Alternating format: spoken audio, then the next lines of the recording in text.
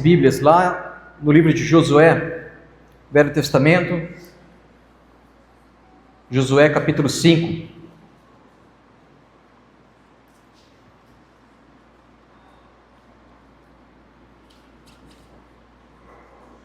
Josué capítulo 5, verso 13, a partir do verso 13.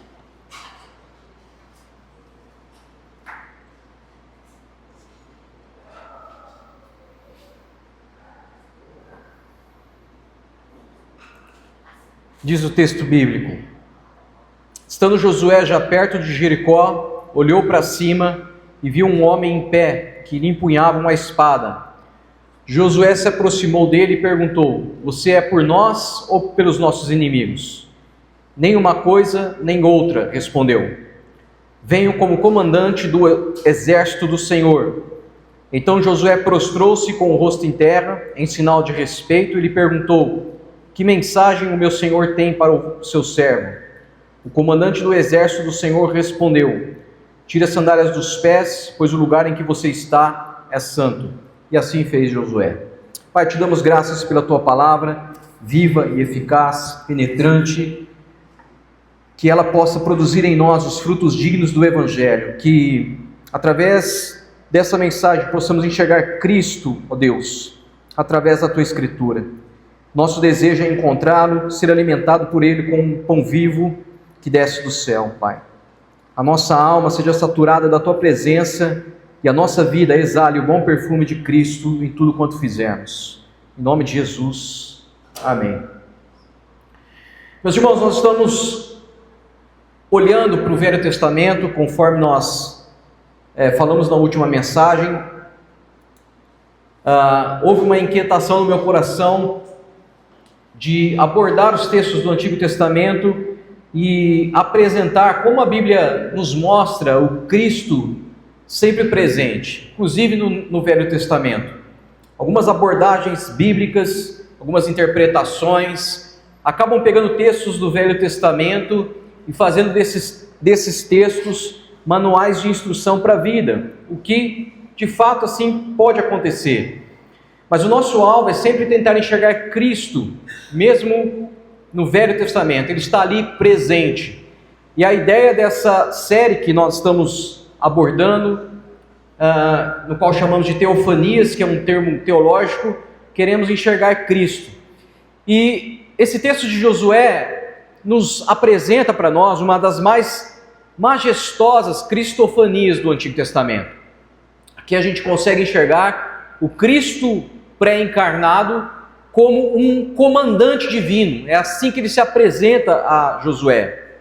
Nessa passagem, ele vai se revelar não como o Salvador, como nós vimos em Agar, não como o Deus que se aproxima, como nós vimos com Moisés na última mensagem, mas como o Senhor, comandante de um exército no qual nós estamos inseridos dentro de uma guerra. A guerra para a batalha do Senhor, a guerra de santificação do seu povo. Então, ao invés de a gente pegar esse texto e trazer para nós como um tema de campanha de conquista, vamos rodear aqui o bairro 7 vezes, dar um grito no final para derrubar as muralhas espirituais, ao invés de a gente pegar esse texto para fazer isso, vamos observar como que o texto nos mostra uma vitória espiritual da igreja, uma vitória que não depende de estratégias humanas, uma conquista que não está ligado a parafernálias, pirotecnias gospel, óleos ungidos, atos proféticos, mas uma vitória que está muito mais ligada à submissão à autoridade de Cristo, ao verdadeiro comandante das nossas batalhas e das batalhas dele. Então o nosso objetivo aqui nessa manhã é enxergar Cristo como esse príncipe do exército do Senhor, a qual a Bíblia nos dá o relato. O Deus que vai de encontro, que intervém na história e que luta pelo seu povo. Mas antes dessa luta, antes dessa batalha, antes da vitória, esse comandante da guerra exige de nós santidade. Santidade antes de qualquer conquista. E é importante a gente ressaltar aqui que quando nós estamos falando de santidade, nós não estamos aqui mencionando uma lista de regras. Nós não estamos entrando no mérito da questão do legalismo. Mas quando nós estamos falando de santidade, nós estamos falando de um padrão no qual nós encontramos em Cristo. E esse padrão de santidade é muito mais visto no caráter e no coração daquele que está seguindo a Cristo, daquele que está se tornando semelhante ao Cristo. Pois esse é o objetivo de todo o Evangelho, conforme Paulo nos relata lá em Romanos 8. Então, quando nós estamos falando de santidade, nós não estamos dizendo aqui para passarmos a fazer uma observância da vida com base em regras externas. Nós estamos falando para fazer uma observância com base no nosso interior, no nosso coração. Nós estamos falando de gente que tem fome por Deus, mais do que qualquer outra coisa na terra. Na primeira mensagem, a gente viu um Cristo que ouve o clamor dos aflitos e passa a se aproximar para caminhar com Ele. Nós entendemos ali que Cristo é aquele presente na vida de Agar e presente também na vida de Moisés, porque o povo hebreu estava clamando por libertação. Ele é um Cristo que se aproxima. Na história que nós vimos na outra mensagem, nós vimos o anjo do Senhor como aquele que se manifesta, revelando graça divina para se aproximar do aflito. Só que agora aqui em Josué, o mesmo Cristo, ele vai aparecer novamente, mas não como um Deus que se aproxima para consolar, mas um Deus, um Senhor que se aproxima para comandar. Um Deus que se aproxima para intervir na história. Se nós temos um Deus que ele se aproxima de nós, aqui em Josué, nós temos um Deus que quer participar da história. Não apenas se aproxima para aconselhar, mas ele se aproxima para participar, para agir na história daqueles que são seus filhos, daquele que é o seu povo, daquele que é a sua nação, o seu reino de sacerdotes. Em Josué 5, a gente percebe que eles estão diante de um dilema, porque eles saíram da escravidão do Egito, passaram 40 anos no deserto vagando, estão prestes a entrar na terra prometida, e aí eles se encontram às portas de Jericó, uma cidade militar, fortemente armada, quase que intransponível para qualquer exército. Então eles estão diante de uma cidade, eles precisam entrar nessa cidade, e aí Cristo pré-encarnado surge como príncipe do exército. E o interessante é que ele surge com a sua espada já desembainhada. Mas antes de ele agir em favor do seu povo, antes de ele entrar na história para dar vitória ao seu povo, ele aparece chamando o povo à santidade. Chamando o povo para se consagrar. Herman Bavinck, na sua enciclopédia dogmática reformada, ele vai dizer que o Filho Eterno, ele é o mediador não só da redenção, mas também da providência. Ele conduz a história e governa a guerra e também a paz. Então esta cena vai nos lembrar que o mesmo Cristo que nos conforta no deserto, como foi com Agar, agora nos convoca para entrar nas suas batalhas, para entrar nas suas guerras. E essas guerras nós não estamos só.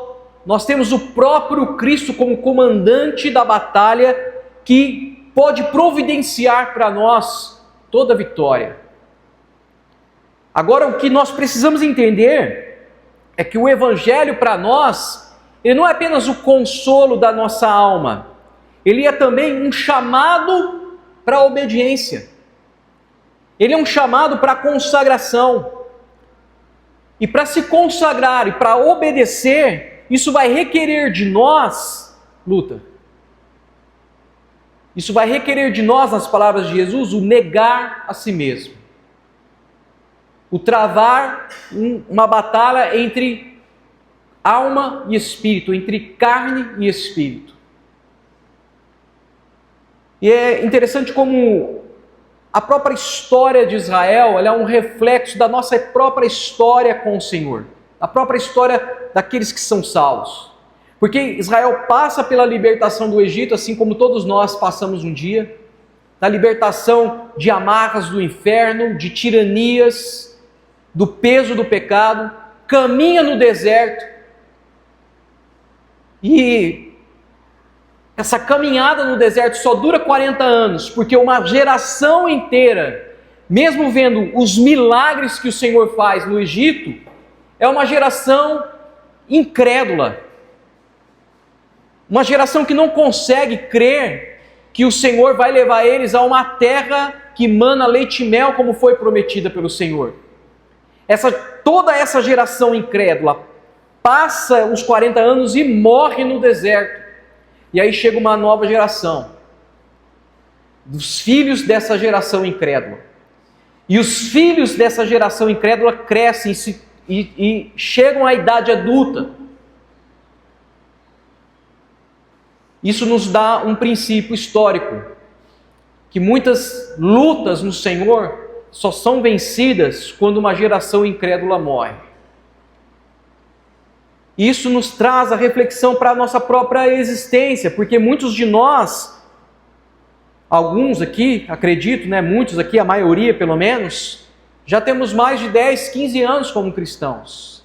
E a pergunta que fica é, será que a nossa fé de antigamente, aquela fé simples, aquela fé corajosa, aquela fé animada, cheia de entusiasmo, será que ela passou? Será que a gente não crê mais no agir do Senhor, na intervenção do Senhor na própria história? Porque se for assim, nós vamos passar. E Deus vai levantar uma geração muito mais corajosa que nós. Mas que a graça de Deus nos dê graça para continuar crendo no próprio Deus que intervém na história. Essa geração aqui, desses jovens que agora estão chegando à fase adulta, eles acabam de atravessar o Jordão. Essa geração acaba de perder o seu principal líder, Moisés. E isso mostra aqui uma transição na fé desses irmãos. Uma transição do deserto para a terra prometida. Mostra para nós, inclusive, que a vida cristã, ela é feita de evolução, de construção. Todos nós precisamos continuar construindo, crescendo, avançando. Engana-se quem imagina que a vida com Deus é apenas ser chamado para ser salvo. Não é isso que Deus quer de nós. Deus nos chama para ser salvos e à medida que nós vamos conhecendo o Senhor, lutar as suas guerras para avançar. Lutar as suas guerras para derrubar as portas do inferno, inclusive.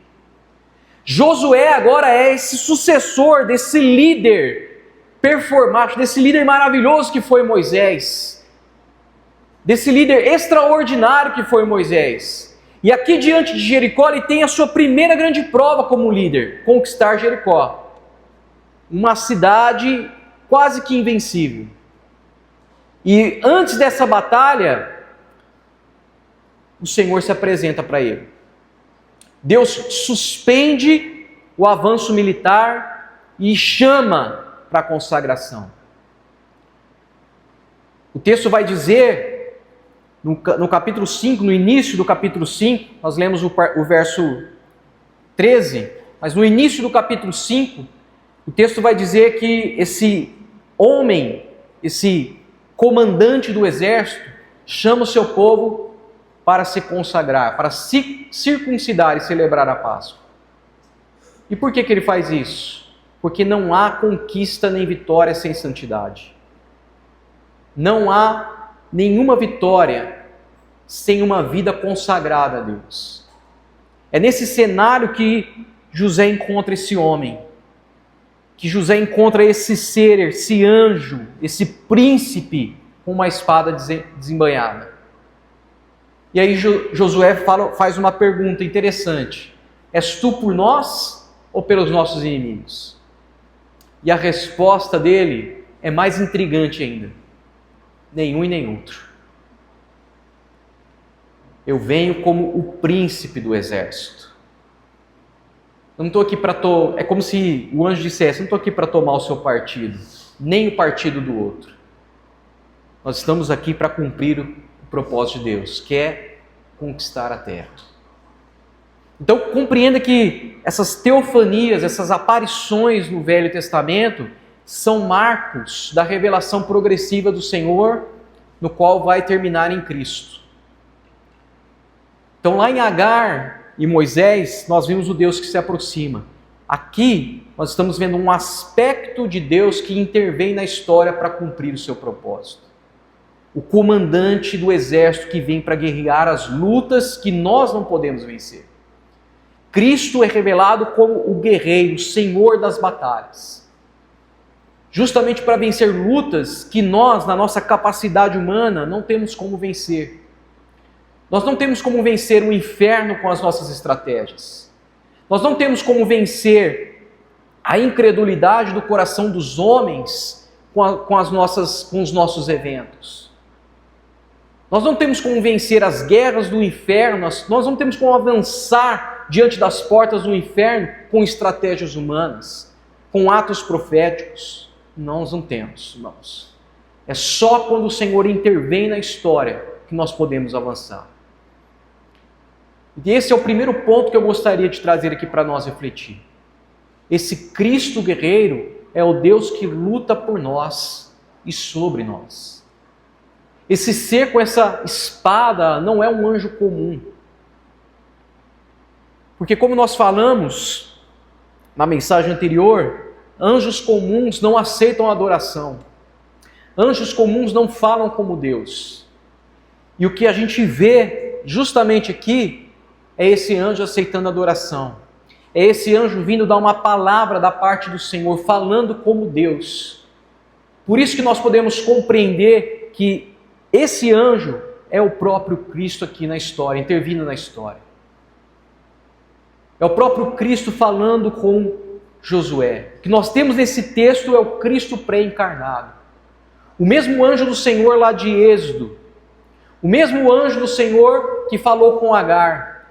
O mesmo anjo do Senhor que falou com Moisés. O mesmo anjo que guiou o povo de Israel pelo deserto. Êxodo capítulo 23 vai dizer isso. Agora é o anjo, é o próprio Cristo que se apresenta para Josué como o Deus da guerra. João Calvino, ao interpretar esse texto, ele vai comentar o seguinte: o fato de Josué se prostrar e o personagem da história não rejeitar a adoração dá provas inequívocas de que não era um anjo criado, mas era o próprio Deus, o mesmo que se manifestou a Moisés na sarça. E Calvino ele vai comentar que há uma correspondência do que o anjo fala aqui para Josué com aquilo que ele falou para Moisés. Em Êxodo capítulo 3, verso 5, o anjo disse para Moisés: tire as sandálias. E aqui em Josué capítulo 5 ele faz a mesma menção: tire as sandálias, porque o lugar que pisa é santo. Então se trata do mesmo ser divino, se trata da mesma pessoa, que nada mais é do que o Filho eterno, aquele que nós comentamos na mensagem anterior, que é o único mediador entre os deuses e os homens. Então esse episódio mostra para nós que as nossas guerras espirituais, a guerra espiritual do povo de Deus, ela só é travada sob a liderança direta de Cristo. E eu sei que muitos de nós, meus irmãos, a gente olha para o cenário atual hoje, principalmente esse cenário bagunçado da nossa política, da nossa justiça, das lideranças da Suprema Corte, e nós temos a tendência de perder completamente a esperança, inclusive sobre a igreja. Mas eu quero te dizer nessa manhã que Cristo ainda continua sendo o comandante da guerra, ainda continua governando sobre a igreja e sobre o mundo. E eu tenho a certeza, relendo essa história, meditando nessa história novamente, que o Cristo vai intervir na história. O que nós precisamos entender nós precisamos absorver no nosso coração, é que Ele não está preocupado em lutar ao nosso lado, mas Ele está preocupado em nos chamar, eu e você, para consagrar o nosso coração, para lutarmos ao lado dEle. Deus não quer lutar as nossas guerras, aqui com perdão da palavra. Deus quer que a gente se consagre para lutar as guerras dEle. O Senhor, o nosso Cristo, aquele que desceu do céu, aquele que nos deu a redenção, aquele que nos deu a vitória sobre o pecado, como nós cantamos aqui na última canção, não é um Deus distante da história, não é um Deus que criou a história e saiu fora dela, e agora está só observando. Não, Ele é o Senhor dos exércitos, Ele é um Senhor que entra na história, que se envolve na história, e no seu kairos, no seu tempo certo, Ele intervém, Ele luta, Ele comanda, e mais do que isso, Ele vence as batalhas. Ao invés de nós chamarmos Deus para lutar as nossas guerras, por que nessa manhã a gente não para refletir um pouco e ouvir o chamado do Senhor para santificar o nosso coração e lutarmos as guerras dele? A grande questão para os nossos dias não é a gente tentar negociar com Deus para que Ele abençoe os nossos planos, mas a grande questão dos nossos dias é que Deus possa encontrar em nós um coração que está disposto a submeter ao senhorio dEle, aos planos dEle. E é por isso que antes de qualquer batalha a gente tem que se perguntar: essa guerra é de Cristo ou é a minha própria guerra? O que eu estou travando, a luta que eu estou lutando, é a luta do Senhor? É a guerra do Senhor? Porque a gente tem que escolher bem as lutas que a gente entra, meus irmãos. Pois algumas não são a causa de Cristo. E se não são, Ele não está à frente. Ele é o Deus que luta por nós, mas mais do que isso, Ele é o Deus que luta sobre nós. E é por isso que Ele responde à pergunta de Josué: não sou nem por vocês e nem pelos seus inimigos. A resposta é intrigante demais, porque o que Ele está lutando é a guerra do Senhor, para que o propósito do Senhor se cumpriria naquela nação, e assim deve ser sobre a igreja. O Senhor vai lutar a guerra que é da igreja, e não apenas as nossas guerras pessoais. E aí a gente tem um segundo ponto da história, que é esse ponto sobre a santidade. Quando ele diz: tire as sandálias dos pés, porque o lugar que pisa é santo. E a reação de Josué é imediata. Ele se prostra e ele adora. É a mesma linguagem que o anjo lá em Êxodo 3 usa, quando encontrou Moisés. Olha como esse Deus ele não abandona a história. Olha como esse Deus ele está participando da história. Porque a mesma fala, a mesma expressão que ele usa para Moisés, ele usa agora para aquele que vai suceder Moisés. É bem provável que Moisés deve ter contado a própria experiência para Josué, porque Josué era o sucessor dele. E a Escritura não deixa isso claro, mas a gente pode entender isso, que ao ouvir essa expressão, Josué provavelmente deve ter lembrado das histórias de Moisés e perceber como esse Deus está conduzindo a história. Josué aqui, essa cena é apenas a continuação direta da revelação que foi dada a Moisés. O mesmo Cristo que chamou o libertador de Israel, agora chama o conquistador, aquele que vai ser usado para ser o conquistador de Israel. E é isso que dá legitimidade a Josué. Ele não é um déspota, ele não é alguém autoritário que assume a liderança, que se impõe sobre o povo. Não, ele é alguém que realmente está na linha sucessória de Moisés, porque ouve a mesma expressão. E ao ouvir essa expressão, o seu coração treme, o seu coração se dobra, ele se rende em adoração a esse príncipe do exército. E por isso se consagra, e não só se consagra, como chama toda a nação de Israel a se consagrar. E ele mesmo toma a iniciativa de circuncidar cada homem pronto para a guerra. Um líder que está consagrando o seu povo. Porque assim como Calvino vai observar, Cristo não conduz nenhum povo à vitória antes de preparar os seus corações com um temor santo. Calvino vai dizer que Cristo santifica o campo, o povo, para conceder a conquista. E se a gente for um pouco honesto e tentar fazer um diagnóstico honesto da própria história da igreja, será que não é por causa dessa falta de temor e por líderes déspotas que a igreja não tem perdido tantas batalhas? Em todas as esferas, na política, na arte, na música, porque perdeu-se a consagração do coração, perdeu-se o temor do coração, perdeu o senso de reverência.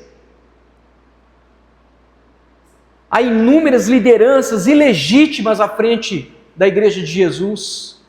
E será que não é por isso que a igreja tem perdido tantas batalhas?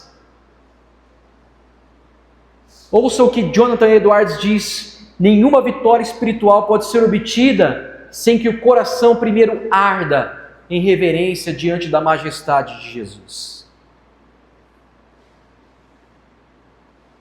Isso para nós é um chamado para nós. Um chamado não só quando nos convertemos, mas é um chamado diário para essa consagração.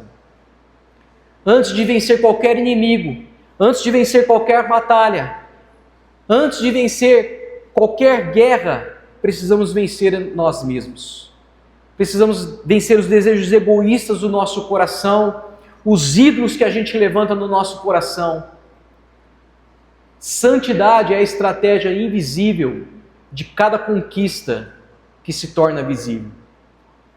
A igreja que quer conquistar a cidade, a igreja que quer ser influente, a igreja que quer tomar as áreas e trazer ali valores em cada área da vida, primeiro precisa tirar as sandálias.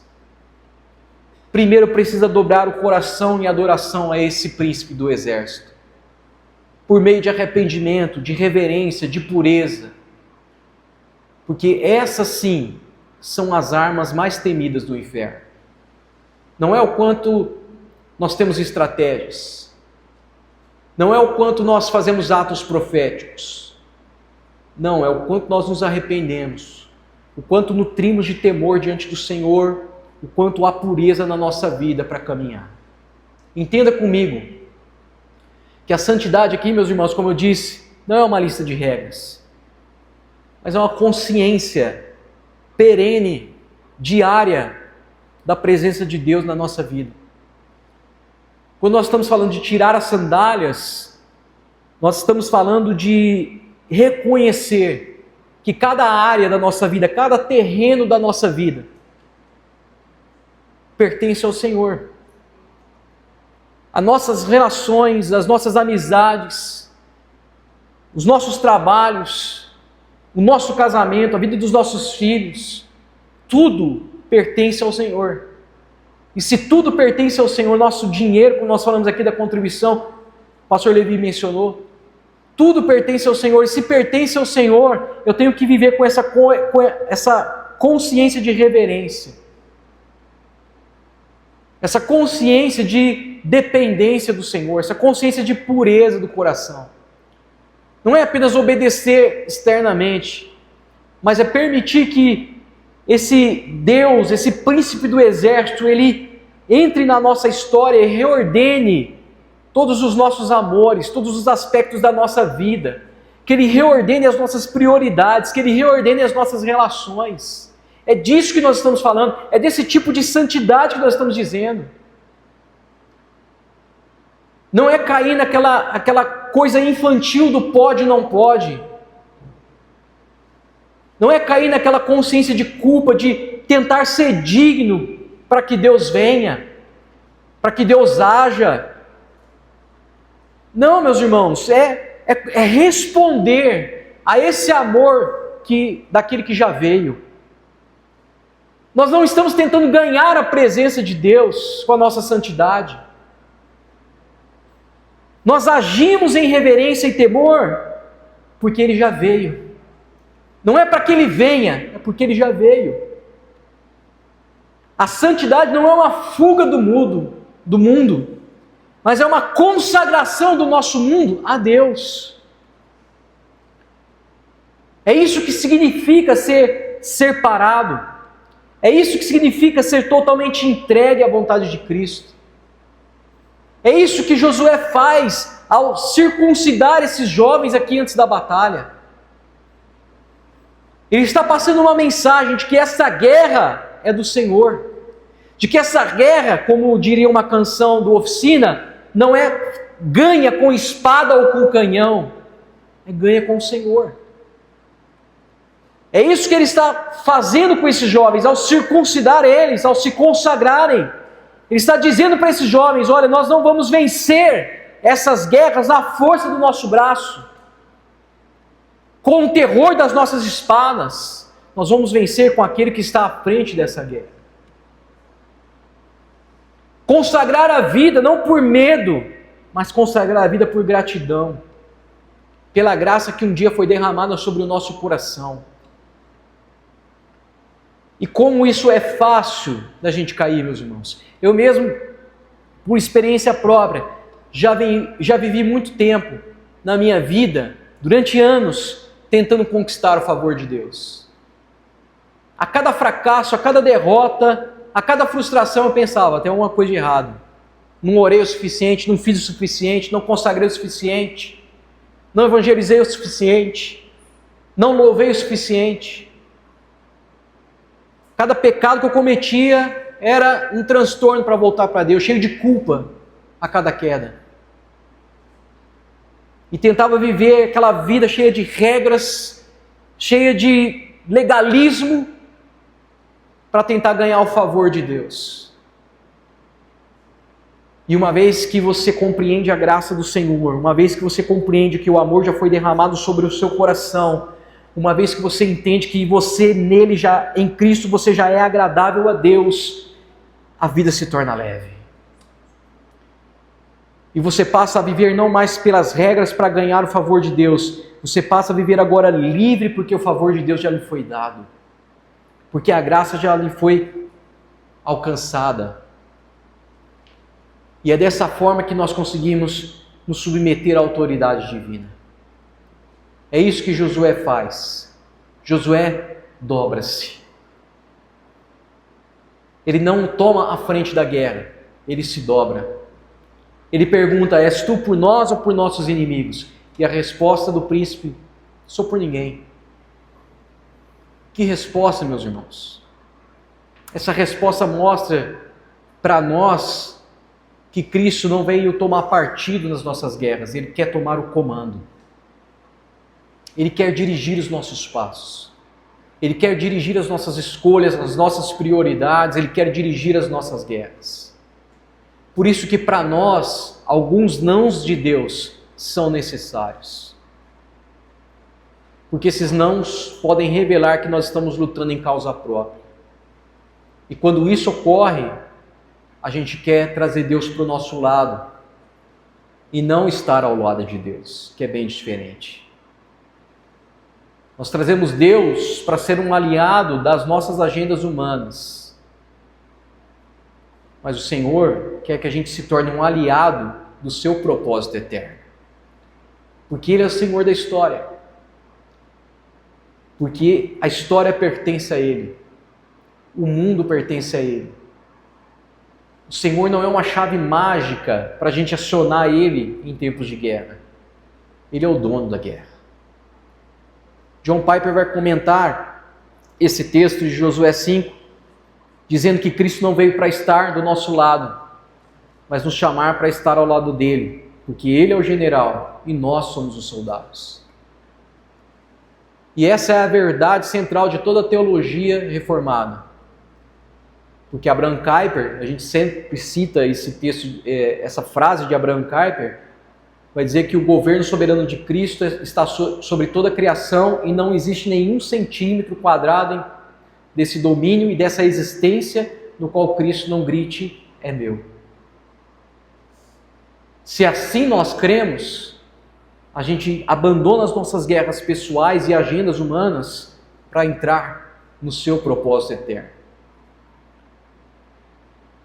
E eu ouso dizer, meus irmãos, que a maturidade cristã, a maturidade espiritual, ela é até medida nisso. Medida não por quantas vitórias a gente alcança, mas por quantas vezes a gente se dobra. E a gente aceita a autoridade e o senhorio de Cristo sobre a nossa vida. A maturidade cristã, a maturidade espiritual, na minha perspectiva, na altura da vida agora que eu tenho, ela se dá por quantas vezes a gente se submete ao comando do Senhor. E não por quantas conquistas e troféus a gente tem na nossa estante gospel. A igreja sempre enfrentou problemas na história. Mas as maiores derrotas da igreja acontecem quando ela está tentando comandar num lugar que ela deveria obedecer. Quando ela está tentando vencer quando ela deveria se submeter. E eu dou graças a Deus, porque há uma onda que tem acontecido nos nossos dias de pessoas que se cansaram dessas promessas fáceis. Se cansaram dessa teologia fraca que tem prazo de validade, que só promete vitória e conquista. Há uma onda de gente que tem buscado algo mais profundo, algo mais sólido. Graças a Deus que nós temos visto isso até acontecer em nosso meio também. E o meu anseio no coração é para que a gente possa manter essa consciência de Josué. Daqueles que querem ouvir o comando e se submeter. Daqueles que querem se dobrar e não apenas comandar. Daqueles que estão buscando submissão em todas as esferas da vida. Porque só assim o guerreiro, o príncipe dos exércitos, nos levará a vencer todas as batalhas. Esse é o nosso último ponto. Esse príncipe do exército aponta para o Cristo glorificado em Apocalipse 19. É esse Cristo que volta num cavalo branco, com a espada em sua boca, e que será reconhecido como Rei dos Reis e Senhor dos Senhores. É aqui que repousa a nossa confiança. É aqui que deve descansar o nosso coração. Uma vez que nós estamos tirando as nossas sandálias, se dobrando ao Senhor e reconhecendo o seu senhorio sobre todas as esferas da vida, é aqui que descansa o nosso coração. Que mesmo que nessa vida que é transitória, a gente enfrente algumas aparentes derrotas, nós temos um Cristo glorificado que vencerá no final. O mesmo que lutou por Josué, voltará vencedor na história. Billy Graham vai dizer que ele leu a última página da Bíblia e vai acabar tudo bem.